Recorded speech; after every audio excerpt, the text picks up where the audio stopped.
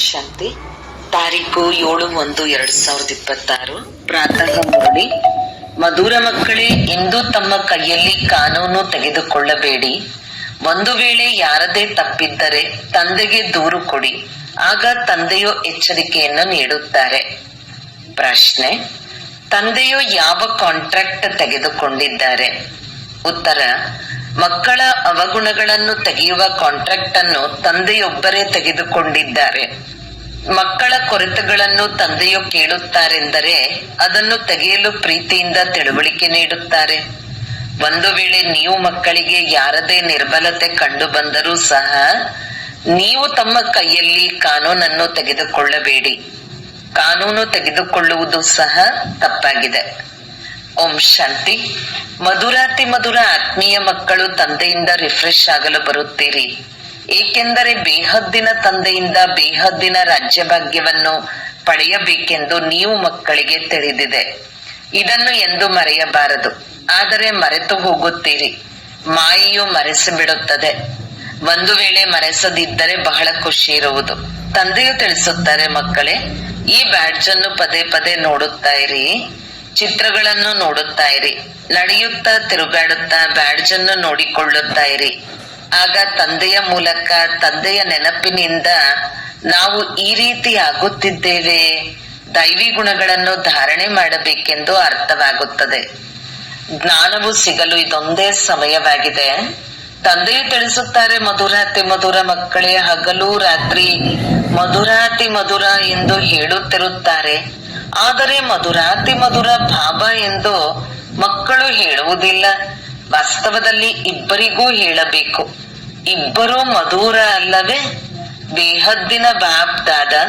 ಆದರೆ ಕೆಲವರು ದೇಹಾಭಿಮಾನಿಗಳು ಕೇವಲ ತಂದೆಗೆ ಮಾತ್ರ ಮಧುರಾತಿ ಮಧುರ ಬಾಬಾ ಎಂದು ಹೇಳುತ್ತಾರೆ. ಕೆಲವು ಮಕ್ಕಳಂತೂ ಕ್ರೋಧದಲ್ಲಿ ಬಂದು ಕೆಲವೊಮ್ಮೆ ಬಾಬ್ದಾದರವರಿಗೂ ಏನಾದರೂ ಹೇಳಿಬಿಡುತ್ತಾರೆ. ತಂದೆಗೆ ಹೇಳಿದರೆ ದಾದರವರಿಗೂ ಹೇಳಿದರೂ ಒಂದೇ ಮಾತಾಗುತ್ತದೆ. ಕೆಲವೊಮ್ಮೆ ಬ್ರಾಹ್ಮಣಿಯರ ಮೇಲೆ ಕೆಲವೊಮ್ಮೆ ಪರಸ್ಪರ ಮುನಿಸಿಕೊಳ್ಳುತ್ತಾರೆ. ಬೇಹದ್ದಿನ ತಂದೆಯು ಕುಳಿತು ಮಕ್ಕಳಿಗೆ ಶಿಕ್ಷಣ ಕೊಡುತ್ತಾರೆ. ಹಳ್ಳಿಯಲ್ಲೂ ಬಹಳ ಮಂದಿ ಮಕ್ಕಳಿದ್ದಾರೆ.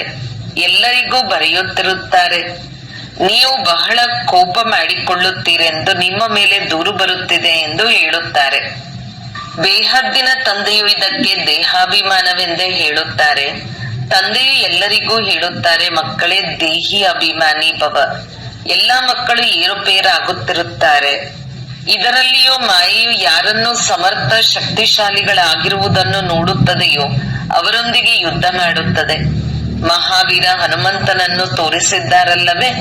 ಹನುಮಂತನನ್ನು ಸಹ ಅಲುಗಾಡಿಸಲು ಪ್ರಯತ್ನ ಪಟ್ಟಿತು. ಈ ಸಮಯದಲ್ಲಿ ಎಲ್ಲರ ಪರೀಕ್ಷೆ ತೆಗೆದುಕೊಳ್ಳುತ್ತದೆ. ಮಾಯೆಯೊಂದಿಗೆ ಎಲ್ಲರ ಸೋಲು ಗೆಲುವು ಆಗುತ್ತಿರುತ್ತದೆ. ಯುದ್ಧದಲ್ಲಿ ಸ್ಮೃತಿ ವಿಸ್ಮೃತಿ ಎಲ್ಲವೂ ಆಗುತ್ತಿರುತ್ತದೆ. ಯಾರೆಷ್ಟು ಸ್ಮೃತಿಯಲ್ಲಿರುವರೋ, ನಿರಂತರ ತಂದೆಯನ್ನು ನೆನಪು ಮಾಡುವ ಪ್ರಯತ್ನ ಪಡುವರೋ ಅವರು ಒಳ್ಳೆಯ ಪದವಿಯನ್ನು ಪಡೆಯುತ್ತಾರೆ. ಮಕ್ಕಳಿಗೆ ಓದಿಸುವುದಕ್ಕಾಗಿಯೇ ತಂದೆಯು ಬಂದಿದ್ದಾರೆ. ಆದ್ದರಿಂದ ಓದಿಸುತ್ತಿರುತ್ತಾರೆ. ಮಕ್ಕಳು ಶ್ರೀಮತದಂತೆ ನಡೆಯುತ್ತಿರಬೇಕು. ಶ್ರೀಮತದಂತೆ ನಡೆಯುವುದರಿಂದಲೇ ಶ್ರೇಷ್ಠರಾಗುವಿರಿ. ಇದರಲ್ಲಿ ಯಾರೊಂದಿಗೂ ಮುನಿಸಿಕೊಳ್ಳುವ ಮಾತಿಲ್ಲ. ಮುನಿಸಿಕೊಳ್ಳುವುದು ಎಂದರೆ ಕ್ರೋಧ ಮಾಡುವುದು. ಯಾರದೇ ತಪ್ಪಾದರೆ ತಂದೆಗೆ ದೂರು ಕೊಡಬೇಕು. ಅದನ್ನು ಬಿಟ್ಟು ಸ್ವಯಂನಲ್ಲಿ ಕಾನೂನು ತೆಗೆದುಕೊಳ್ಳಬಾರದು. ತಾನೇ ತಂದೆಗೆ ದೂರು ಕೊಡಬೇಕು. ಅದನ್ನು ಬಿಟ್ಟು ಸ್ವಯಂ ಕೈಯಲ್ಲಿ ಕಾನೂನನ್ನು ತೆಗೆದುಕೊಳ್ಳಬಾರದು. ತಾನೇ ಏನಾದರೂ ಹೇಳಿಬಿಡುವುದು ಎಂದರೆ ಕೈಯಲ್ಲಿ ಕಾನೂನು ತೆಗೆದುಕೊಂಡಂತಾಯಿತು. ಸರ್ಕಾರವು ಎಂದೂ ಕೈಯಲ್ಲಿ ಕಾನೂನನ್ನು ತೆಗೆದುಕೊಳ್ಳಲು ಬಿಡುವುದಿಲ್ಲ. ಯಾರಾದರೂ ಹೊಡೆದರೆ ಅವರನ್ನು ಹೊಡೆಯುವುದಿಲ್ಲ, ದೂರು ಕೊಡುತ್ತಾರೆ. ಆಗ ಅವರದು ಕೇಸ್ ಆಗುವುದು. ಇಲ್ಲಿಯೂ ಸಹ ನೀವು ಮಕ್ಕಳು ಎಂದು ಪರಸ್ಪರ ಏನೂ ಹೇಳಬಾರದು. ತಂದೆಗೆ ದೂರು ಕೊಡಿ. ಎಲ್ಲರಿಗೆ ಎಚ್ಚರಿಕೆ ನೀಡುವವರು ಒಬ್ಬ ತಂದೆಯಾಗಿದ್ದಾರೆ. ತಂದೆಯು ಬಹಳ ಮಧುರವಾಗಿ ಯುಕ್ತಿಗಳನ್ನು ತಿಳಿಸುತ್ತಾರೆ. ಮಧುರತೆಯಿಂದ ಶಿಕ್ಷಣ ಕೊಡುತ್ತಾರೆ. ದೇಹಾಭಿಮಾನಿಗಳಾಗುವುದರಿಂದ ತಮ್ಮದೇ ಪದವಿಯನ್ನು ಕಡಿಮೆ ಮಾಡಿಕೊಳ್ಳುತ್ತೀರಿ. ನಷ್ಟವನ್ನೇಕೆ ಮಾಡಿಕೊಳ್ಳಬೇಕು? ಎಷ್ಟು ಸಾಧ್ಯವೋ ತಂದೆಯನ್ನು ಪ್ರೀತಿಯಿಂದ ನೆನಪು ಮಾಡಿ. ಯಾವ ತಂದೆಯು ವಿಶ್ವದ ರಾಜ್ಯ ಭಾಗ್ಯವನ್ನು ಕೊಡುತ್ತಾರೆಯೋ ಅಂತ ಬೇಹದ್ದಿನ ತಂದೆಯನ್ನು ಬಹಳ ಪ್ರೀತಿಯಿಂದ ನೆನಪು ಮಾಡಿ ಕೇವಲ ದೈವಿ ಗುಣಗಳನ್ನು ಧಾರಣೆ ಮಾಡಿಕೊಳ್ಳಬೇಕು. ಯಾರದೇ ನಿಂದನೆ ಮಾಡಬಾರದು. ದೇವತೆಗಳು ಯಾರದೇ ನಿಂದನೆ ಮಾಡುತ್ತಾರೆಯೇ?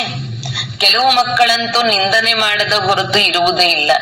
ನೀವು ತಂದೆಗೆ ತಿಳಿಸಿ, ಆಗ ತಂದೆಯು ಬಹಳ ಪ್ರೀತಿಯಿಂದ ತಿಳಿಸಿಕೊಡುತ್ತಾರೆ. ಇಲ್ಲದಿದ್ದರೆ ಸಮಯವು ವ್ಯರ್ಥವಾಗುತ್ತದೆ. ನಿಂದನೆ ಮಾಡುವುದಕ್ಕಿಂತಲೂ ತಂದೆಯನ್ನು ನೆನಪು ಮಾಡಿರಿ, ಆಗ ಬಹಳ ಬಹಳ ಲಾಭ ಆಗುವುದು. ಯಾರೊಂದಿಗೂ ವಾದ ವಿವಾದ ಮಾಡದಿರುವುದೇ ಬಹಳ ಒಳ್ಳೆಯದಾಗಿದೆ. ನಾವು ಹೊಸ ಪ್ರಪಂಚದ ರಾಜಧಾನಿಯನ್ನು ಸ್ಥಾಪನೆ ಮಾಡುತ್ತಿದ್ದೇವೆಂದು ನೀವು ಮಕ್ಕಳು ಆಂತರಿಕವಾಗಿ ತಿಳಿದುಕೊಳ್ಳುತ್ತೀರಿ. ನಿಮ್ಮಲ್ಲಿ ಎಷ್ಟೊಂದು ನಶೆ ಇರಬೇಕು. ಮುಖ್ಯವಾದದ್ದು ನೆನಪು ಮತ್ತು ದೈವಿ ಗುಣಗಳು. ಮಕ್ಕಳು ಚಕ್ರವನ್ನು ನೆನಪು ಮಾಡುತ್ತೀರಿ, ಅದಂತೂ ಸಹಜವಾಗಿ ನೆನಪಿಗೆ ಬರುತ್ತದೆ. 84 ಜನ್ಮಗಳ ಚಕ್ರ ಅಲ್ಲವೇ? ನಿಮಗೆ ಸೃಷ್ಟಿಯ ಆದಿ ಮಧ್ಯ ಅಂತ್ಯ ಕಾಲದ ಅವಧಿಯು ಸ್ಪಷ್ಟ ಜ್ಞಾನ ತಿಳಿದಿದೆ. ಅಂದ ಮೇಲೆ ಅನ್ಯರಿಗೂ ಬಹಳ ಪ್ರೀತಿಯಿಂದ ಪರಿಚಯ ಕೊಡಬೇಕು. ಬೇಹದ್ದಿನ ತಂದೆಯು ನಮ್ಮನ್ನು ವಿಶ್ವದ ಮಾಲೀಕರನ್ನಾಗಿ ಮಾಡುತ್ತಿದ್ದಾರೆ. ರಾಜಯೋಗವನ್ನು ಕಲಿಸುತ್ತಿದ್ದಾರೆ. ವಿನಾಶವು ಸನ್ಮುಖದಲ್ಲಿದೆ. ಇದು ಸಂಗಮ ಯುಗವಾಗಿದೆ. ಈಗ ಹೊಸ ಪ್ರಪಂಚವು ಸ್ಥಾಪನೆಯಾಗುತ್ತದೆ ಮತ್ತು ಹಳೆಯ ಪ್ರಪಂಚವು ಸಮಾಪ್ತಿಯಾಗಲಿದೆ. ತಂದೆಯು ಮಕ್ಕಳಿಗೆ ಎಚ್ಚರಿಕೆ ನೀಡುತ್ತಿರುತ್ತಾರೆ. ಮಕ್ಕಳೇ, ಸ್ಮರಣೆ ಮಾಡಿ ಮಾಡಿ ಸುಖ ಪಡೆಯಿರಿ, ಆಗ ತನುವಿನ ಎಲ್ಲ ಕಲಹ ಕ್ಲೇಶಗಳು ಕಳೆಯುವುವು. ಅರ್ಧಕಲ್ಪಕ್ಕಾಗಿ ಎಲ್ಲವೂ ದೂರವಾಗುತ್ತದೆ. ತಂದೆಯು ಸುಖಧಾಮವನ್ನು ಸ್ಥಾಪನೆ ಮಾಡುತ್ತಾರೆ, ಮತ್ತೆ ರಾವಣನು ದುಃಖಧಾಮವನ್ನು ಸ್ಥಾಪನೆ ಮಾಡುತ್ತಾನೆ. ಇದನ್ನು ಸಹ ನೀವು ಮಕ್ಕಳು ನಂಬರ್ವಾರ್ ಪುರುಷಾರ್ಥದ ಅನುಸಾರ ತಿಳಿದುಕೊಂಡಿದ್ದೀರಿ. ತಂದೆಗೆ ಮಕ್ಕಳಲ್ಲಿ ಎಷ್ಟೊಂದು ಪ್ರೀತಿ ಇರುತ್ತದೆ. ಆದಿಯಿಂದ ತಂದೆಗೆ ಪ್ರೀತಿ ಇದೆ. ಮಕ್ಕಳಿಗೂ ತಿಳಿದಿದೆ ಮತ್ತು ನನಗೂ ತಿಳಿದಿದೆ. ಯಾವ ಮಕ್ಕಳು ಕಾಮಚಿತೆಯನ್ನೇರಿ ಕಪ್ಪಾಗಿ ಬಿಟ್ಟಿದ್ದಾರೆಯೋ ಅವರನ್ನು ಸುಂದರರನ್ನಾಗಿ ಮಾಡಲು ಹೋಗುತ್ತೇನೆ. ತಂದೆಯಂತೂ ಜ್ಞಾನಪೂರ್ಣನಾಗಿದ್ದಾರೆ. ಮಕ್ಕಳು ಸಹ ನಿಧಾನವಾಗಿ ಜ್ಞಾನವನ್ನು ಪಡೆದುಕೊಳ್ಳುತ್ತೀರಿ. ಮಾಯೆಯು ಮತ್ತೆ ಮರೆಸಿ ಬಿಡುತ್ತದೆ. ಆ ಖುಷಿ ಇರಲು ಬಿಡುವುದಿಲ್ಲ. ನೀವು ಮಕ್ಕಳಿಗಂತೂ ದಿನ ಪ್ರತಿದಿನ ಖುಷಿಯ ನಶೆ ಏರಬೇಕು. ಸತ್ಯಯುಗದಲ್ಲಿ ಆ ಖುಷಿ ಇತ್ತು. ಈಗ ಮತ್ತೆ ನೆನಪಿನ ಯಾತ್ರೆಯಿಂದ ಅದನ್ನು ಪಡೆದುಕೊಳ್ಳಬೇಕು. ಅದು ನಿಧಾನವಾಗಿ ಏರುವುದು. ಸೋಲು ಗೆಲುವು ಆಗುತ್ತಾ ಮತ್ತೆ ನಂಬರ್ವಾರ್ ಪುರುಷಾರ್ಥದ ಅನುಸಾರ ಕಲ್ಪದ ಹಿಂದಿನ ರೀತಿ ತಮ್ಮ ಪದವಿಯನ್ನು ಪಡೆದುಕೊಳ್ಳುತ್ತೀರಿ. ಬಾಕಿ ಕಲ್ಪವು ಎಷ್ಟು ಸಮಯ ಹಿಡಿಸುತ್ತೋ ಅಷ್ಟೇ ಸಮಯ ಹಿಡಿಸುತ್ತದೆ. ಯಾರು ಕಲ್ಪವು ತೇರ್ಗಡೆಯಾಗುವರು ಅವರೇ ಆಗುವರು. ಬಾಗ್ದಾದ ಸಾಕ್ಷಿಯಾಗಿ ಮಕ್ಕಳ ಸ್ಥಿತಿಯನ್ನು ನೋಡುತ್ತೇವೆ ಮತ್ತು ತಿಳುವಳಿಕೆ ನೀಡುತ್ತಿರುತ್ತೇವೆ. ಹೊರಗಿನ ಸೇವಾ ಕೇಂದ್ರಗಳಲ್ಲಿದ್ದಾಗ ಇಷ್ಟು ರಿಫ್ರೆಶ್ ಆಗಿರುವುದಿಲ್ಲ. ಸೇವಾ ಕೇಂದ್ರದಿಂದ ಹೊರಗಿನ ವಾಯುಮಂಡಲದಲ್ಲಿ ಹೋಗುತ್ತಾರೆ. ಆದ್ದರಿಂದ ಇಲ್ಲಿಗೆ ಮಕ್ಕಳು ರಿಫ್ರೆಶ್ ಆಗುವುದಕ್ಕಾಗಿಯೇ ಬರುತ್ತೀರಿ. ಪರಿವಾರ ಸಹಿತ ಎಲ್ಲರಿಗೆ ನೆನಪು ಪ್ರೀತಿಯನ್ನು ತಿಳಿಸಿ ಎಂದು ತಂದೆಯು ಬರೆಯುತ್ತಾರೆ. ಅವರು ಲೌಕಿಕ ತಂದೆ, ಇವರು ಬೇಹದ್ದಿನ ತಂದೆಯಾಗಿದ್ದಾರೆ. ತಂದೆ ಮತ್ತು ದಾದಾ ಇಬ್ಬರಿಗೂ ಬಹಳಷ್ಟು ಪ್ರೀತಿ ಇದೆ. ಏಕೆಂದರೆ ಕಲ್ಪವು ಬಹಳ ಪ್ರಿಯವಾದ ಸರ್ವಿಸ್ ಮಾಡುತ್ತೀರಿ ಮತ್ತು ಬಹಳ ಪ್ರೀತಿಯಿಂದ ಮಾಡುತ್ತೀರೆಂದು ಅಂತರ್ಯದಲ್ಲಿ ದಯೆ ಬರುತ್ತದೆ. ಮಕ್ಕಳು ಓದುವುದಿಲ್ಲ ಅಥವಾ ನಡತೆಯು ಸರಿಯಿಲ್ಲ, ಶ್ರೀಮತದಂತೆ ನಡೆಯುವುದಿಲ್ಲವೆಂದರೆ ಇವರು ಕಡಿಮೆ ಪದವಿಯನ್ನು ಪಡೆಯುವರೆಂದು ದಯೆ ಬರುತ್ತದೆ. ಆದರೆ ತಂದೆಯು ಏನು ಮಾಡಲು ಸಾಧ್ಯ? ಹೊರಗಡೆ ಇರುವುದರಲ್ಲಿ ಮತ್ತು ಇಲ್ಲಿ ಇರುವುದರಲ್ಲಿ ಬಹಳ ವ್ಯತ್ಯಾಸವಿದೆ. ಆದರೆ ಎಲ್ಲರೂ ಇಲ್ಲಿಯೇ ಇರಲು ಸಾಧ್ಯವಿಲ್ಲ. ಮಕ್ಕಳು ವೃದ್ಧಿ ಹೊಂದುತ್ತಿರುತ್ತಾರೆ, ಪ್ರಬಂಧಗಳನ್ನು ಮಾಡುತ್ತಿರುತ್ತೀರಿ. ಇದನ್ನು ತಂದೆಯು ತಿಳಿಸುತ್ತಾರೆ. ಈ ಆಬು ಪರ್ವತವು ಎಲ್ಲದಕ್ಕಿಂತ ದೊಡ್ಡ ತೀರ್ಥ ಸ್ಥಾನವಾಗಿದೆ. ತಂದೆಯು ತಿಳಿಸುತ್ತಾರೆ, ನಾನು ಇಲ್ಲಿಯೇ ಬಂದು ಇಡೀ ಸೃಷ್ಟಿಯನ್ನು ಪಂಚತತ್ವಗಳ ಸಹಿತ ಎಲ್ಲರನ್ನೂ ಪವಿತ್ರ ಮಾಡುತ್ತೇನೆ. ಎಷ್ಟೊಂದು ಸೇವೆ ಇದೆ. ತಂದೆಯೊಬ್ಬರೇ ಬಂದು ಸರ್ವರ ಸದ್ಗತಿ ಮಾಡುತ್ತಾರೆ. ಅನೇಕ ಬಾರಿ ಮಾಡಿದ್ದಾರೆ.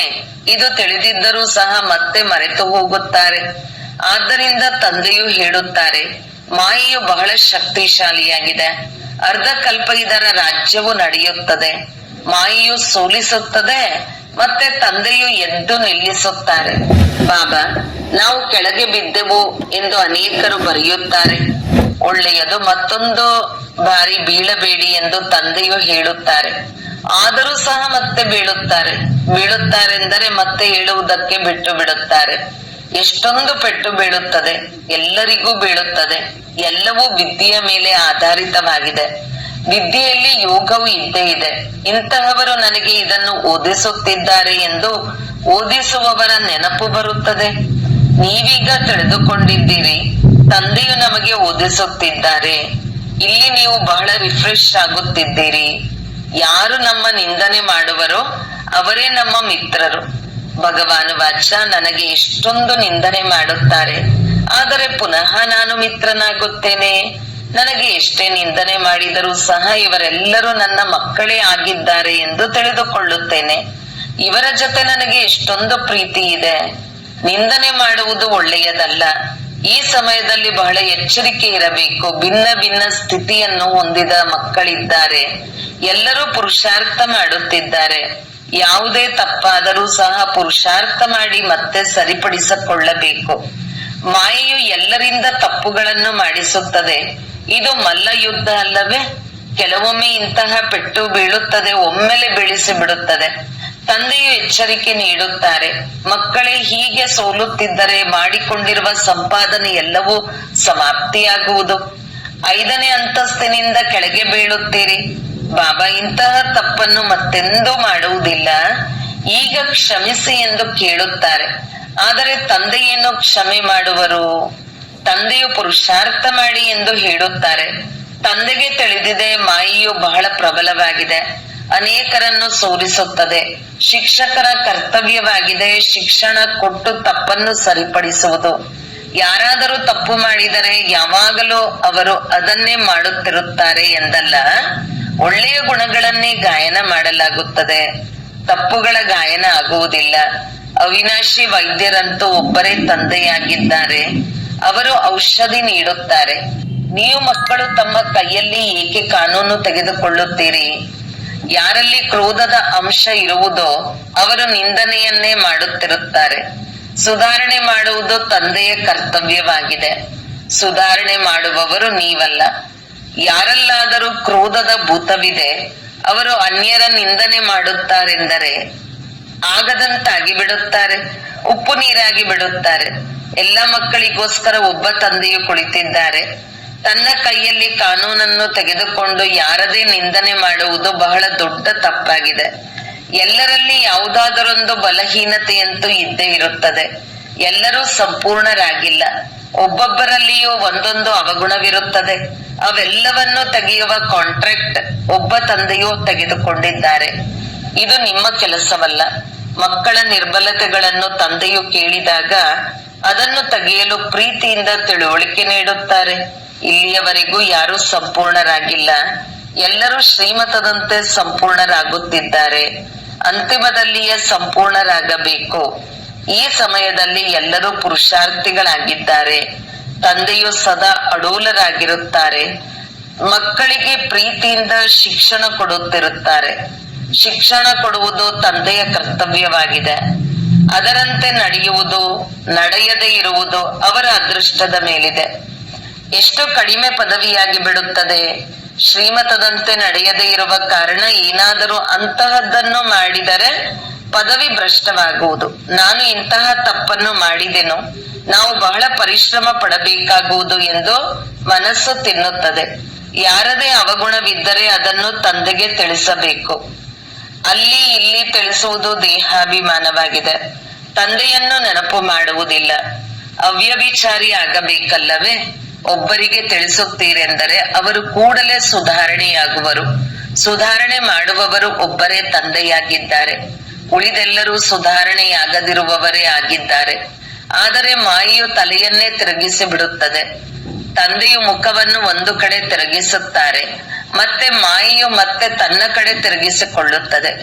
ಸುಧಾರಣೆ ಮಾಡಿ ಮನುಷ್ಯರಿಂದ ದೇವತೆಗಳನ್ನಾಗಿ ಮಾಡುವುದಕ್ಕಾಗಿಯೇ ತಂದೆಯು ಬಂದಿದ್ದಾರೆ ಅಂದ ಮೇಲೆ ಎಲ್ಲೆಂದರಲ್ಲಿ ಅನ್ಯರ ಹೆಸರನ್ನು ಹಾಳು ಮಾಡುವುದು ನಿಯಮಕ್ಕೆ ವಿರುದ್ಧವಾಗಿದೆ. ನೀವು ತಂದೆಯನ್ನು ನೆನಪು ಮಾಡಿ ಅವರ ಬಳಿಯೇ ತೀರ್ಮಾನ ಇದೆ ಅಲ್ಲವೇ? ಕರ್ಮಗಳ ಫಲವನ್ನು ತಂದೆಯೇ ಕೊಡುತ್ತಾರೆ. ಬಲೆ ಡ್ರಾಮಾದಲ್ಲಿದೆ, ಆದರೆ ಯಾರಾದರೂ ಹೆಸರನ್ನು ತೆಗೆದುಕೊಳ್ಳಲಾಗುತ್ತದೆಯಲ್ಲವೇ? ತಂದೆಯಂತೂ ಮಕ್ಕಳಿಗೆ ಎಲ್ಲಾ ಮಾತುಗಳನ್ನು ತಿಳಿಸುತ್ತಿರುತ್ತಾರೆ. ನೀವು ಎಷ್ಟು ಭಾಗ್ಯಶಾಲಿಗಳಾಗಿದ್ದೀರಿ, ಎಷ್ಟೊಂದು ಮಂದಿ ಅತಿಥಿಗಳು ಬರುತ್ತಾರೆ. ಯಾರ ಬಳಿ ಬಹಳ ಮಂದಿ ಅತಿಥಿಗಳು ಬರುವರೋ ಅವರು ಖುಷಿಯಾಗುತ್ತಾರೆ ಅಂದಾಗ ಇವರು ಮಕ್ಕಳು ಆಗಿದ್ದಾರೆ, ಅತಿಥಿಗಳು ಆಗಿದ್ದಾರೆ. ನಾನು ಮಕ್ಕಳನ್ನು ದೇವತೆಗಳ ತರಹ ಸರ್ವಗುಣ ಸಂಪನ್ನರನ್ನಾಗಿ ಮಾಡಬೇಕೆಂಬುದೇ ಶಿಕ್ಷಕರ ಬುದ್ಧಿಯಲ್ಲಿರುತ್ತದೆ. ಡ್ರಾಮಾ ಪ್ಲಾನ್ ಅನುಸಾರ ಈ ಕಾಂಟ್ರಾಕ್ಟ್ ಅನ್ನು ತಂದೆಯೇ ತೆಗೆದುಕೊಂಡಿದ್ದಾರೆ. ಮಕ್ಕಳು ಮುರುಳಿಯನ್ನೆಂದು ತಪ್ಪಿಸಬಾರದು. ಮುರುಳಿಯದೇ ಗಾಯನ ಇದೆ ಅಲ್ಲವೇ? ಒಂದು ಮುರುಳಿಯನ್ನು ತಪ್ಪಿಸಿದರೂ ಸಹ ಶಾಲೆಯಲ್ಲಿ ಗೈರು ಹಾಜರಿಯಾದಂತೆ. ಇದು ಬೇಹದ್ದಿನ ತಂದೆಯ ಶಾಲೆಯಾಗಿದೆ. ಇಲ್ಲಂತೂ ಒಂದು ದಿನವೂ ತಪ್ಪಿಸಬಾರದು. ತಂದೆಯೇ ಬಂದು ಓದಿಸುತ್ತಾರೆ. ಪ್ರಪಂಚದಲ್ಲಿ ಯಾರಿಗೂ ತಿಳಿದಿಲ್ಲ ಸ್ವರ್ಗದ ಸ್ಥಾಪನೆ ಹೇಗಾಗುತ್ತದೆ ಎಂಬುದನ್ನು ಯಾರೂ ತಿಳಿದುಕೊಂಡಿಲ್ಲ. ನೀವು ಎಲ್ಲವನ್ನೂ ತಿಳಿದುಕೊಂಡಿದ್ದೀರಿ. ಈ ವಿದ್ಯೆಯು ಬಹಳ ಬಹಳ ಸಂಪಾದನೆ ಮಾಡಿಕೊಳ್ಳಲು ಮೂಲವಾಗಿದೆ. ಈ ವಿದ್ಯೆಯ ಫಲವು ಜನ್ಮ ಜನ್ಮಾಂತರಕ್ಕಾಗಿ ಸಿಗುತ್ತದೆ. ಎಲ್ಲ ವಿನಾಶದ ಸಂಬಂಧವು ನಿಮ್ಮ ವಿದ್ಯೆಯೊಂದಿಗಿದೆ. ನಿಮ್ಮ ವಿದ್ಯೆಯು ಮುಕ್ತಾಯವಾದಾಗ ಈ ಯುದ್ಧವು ಆರಂಭವಾಗುವುದು. ಓದುತ್ತಾ ಓದುತ್ತಾ ತಂದೆಯನ್ನು ನೆನಪು ಮಾಡುತ್ತಾ ಯಾವಾಗ ಅಂಕಗಳು ಪೂರ್ಣವಾಗುವುದೋ, ಪರೀಕ್ಷೆಯು ಮುಕ್ತಾಯವಾಗುವುದೋ ಆಗ ಮುಕ್ತಾಯವಾಗುತ್ತದೆ. ನಿಮ್ಮ ವಿದ್ಯೆಯು ಮುಗಿಯಿತೆಂದರೆ ಯುದ್ಧ ಆರಂಭವಾಗುವುದು. ಹೊಸ ಪ್ರಪಂಚಕ್ಕಾಗಿ ಇದು ಹೊಸ ಜ್ಞಾನವಾಗಿದೆ. ಆದ್ದರಿಂದ ಮನುಷ್ಯರು ತಬ್ಬಿಬ್ಬಾಗುತ್ತಾರೆ. ಒಳ್ಳೆಯದು. ಮಧುರಾತಿ ಮಧುರ ಅಗಲಿ ಹೋಗಿ ಮರಳಿ ಸಿಕ್ಕಿರುವ ಮಕ್ಕಳ ಪ್ರತಿ ಮಾತಪಿತಾ ಬಾಪ್ದಾದರವರ ನೆನಪು, ಪ್ರೀತಿ ಹಾಗೂ ಸುಪ್ರಭಾತ. ಆತ್ಮೀಯ ಮಕ್ಕಳಿಗೆ ಆತ್ಮೀಯ ತಂದೆಯ ನಮಸ್ತೆ. ಧಾರಣೆಗಾಗಿ ಮುಖ್ಯ ಸಾರ. 1. ಯಾರದೇ ಅವಗುಣವನ್ನು ನೋಡಿ ಅವರ ನಿಂದನೆ ಮಾಡಬಾರದು. ಎಲ್ಲೆಂದರಲ್ಲಿ ಅವರ ಅವಗುಣಗಳನ್ನು ಹೇಳಬಾರದು. ತನ್ನ ಮಧುರತೆಯನ್ನು ಬಿಡಬಾರದು. ಕ್ರೋಧದಲ್ಲಿ ಬಂದು ಯಾರನ್ನೂ ಎದುರಿಸಬಾರದು. 2. ಎಲ್ಲರನ್ನೂ ಸುಧಾರಣೆ ಮಾಡುವವರು ಒಬ್ಬ ತಂದೆಯಾಗಿದ್ದಾರೆ. ಆದ್ದರಿಂದ ಒಬ್ಬ ತಂದೆಗೆ ಎಲ್ಲವನ್ನೂ ತಿಳಿಸಬೇಕು. ಅವ್ಯಭಿಚಾರಿಯಾಗಬೇಕು. ಮುರುಳಿಯನ್ನೆಂದು ತಪ್ಪಿಸಬಾರದು. ವರದಾನ. ಸದಾ ಸಂಗಾತಿ ಎಂಬ ಸ್ಮೃತಿ ಮತ್ತು ಸಾಕ್ಷಿ ಸ್ಥಿತಿಯ ಅನುಭವ ಮಾಡುವಂತಹ ಶಿವಶಕ್ತಿ ಸ್ವರೂಪ ಕಂಬೈನ್ಡ್ ಭವ. ಹೀಗೆ ಆತ್ಮ ಮತ್ತು ಶರೀರ ಎರಡು ಒಟ್ಟಿಗೆ ಇದೆ. ಎಲ್ಲಿಯವರೆಗೂ ಈ ಸೃಷ್ಟಿಯಲ್ಲಿ ಪಾತ್ರವಿದೆಯೋ ಅಲ್ಲಿಯವರೆಗೂ ಬೇರ್ಪಡಿಸಲು ಸಾಧ್ಯವಿಲ್ಲ. ಹಾಗೆಯೇ ಶಿವ ಮತ್ತು ಶಕ್ತಿ ಇಬ್ಬರ ಸಂಬಂಧವು ಅಷ್ಟೇ ಆಳವಾಗಿದೆ. ಯಾರು ಸದಾ ಶಿವಶಕ್ತಿ ಸ್ವರೂಪದಲ್ಲಿ ಸ್ಥಿತರಾಗಿದ್ದು ನಡೆಯುತ್ತಾರೆಯೋ ಅವರ ಲಗನಿನಲ್ಲಿಯೂ ಮಾಯೆಯ ವಿಘ್ನ ಹಾಕಲು ಸಾಧ್ಯವಿಲ್ಲ. ಅವರು ಸದಾ ಸಂಗಾತಿ ಹಾಗೂ ಸಾಕ್ಷಿ ಸ್ಥಿತಿಯ ಅನುಭವ ಮಾಡುವರು. ಅವರಿಗೆ ಇಂತಹ ಅನುಭವವಾಗುವುದು ಸಾಕಾರದಲ್ಲಿ ಇವರೊಂದಿಗೆ ಯಾರೋ ಜೊತೆ ಇದ್ದಾರೆ ಎಂಬಂತೆ ಅನುಭವವಾಗುವುದು. ಸ್ಲೋಗನ್. ನಿರ್ವಿಘ್ನ ಮತ್ತು ಏಕರಸ ಸ್ಥಿತಿಯ ಅನುಭವ ಮಾಡುವುದಕ್ಕಾಗಿ ಏಕಾಗ್ರತೆಯ ಅಭ್ಯಾಸವನ್ನು ಮಾಡಿರಿ. ಅವ್ಯಕ್ತ ಸೂಚನೆ. ಈ ಅವ್ಯಕ್ತ ಮಾಸದಲ್ಲಿ ಬಂಧನ ಮುಕ್ತರಾಗಿ ಜೀವನ್ಮುಕ್ತ ಸ್ಥಿತಿಯ ಅನುಭವ ಮಾಡಿ. ಈ ಸಮಯದಲ್ಲಿ ನಾನು ಶಿಕ್ಷಕ, ನಾನು ವಿದ್ಯಾರ್ಥಿ, ನಾನು ಸೇವಾದಾರಿ ಎಂದು ತಿಳಿದುಕೊಳ್ಳುವ ಬದಲು ಅಮೃತನು ಆತ್ಮ ಸೇವಾದಾರಿ ಎಂಬ ಪಾಠವನ್ನು ಪಕ್ಕಾ ಮಾಡಿಕೊಂಡರೆ ಸ್ವಾಭಾವಿಕವಾಗಿಯೇ ಜೀವನ್ಮುಕ್ತರಾಗಿ ಬಿಡುವಿರಿ. ಓಂ ಶಾಂತಿ.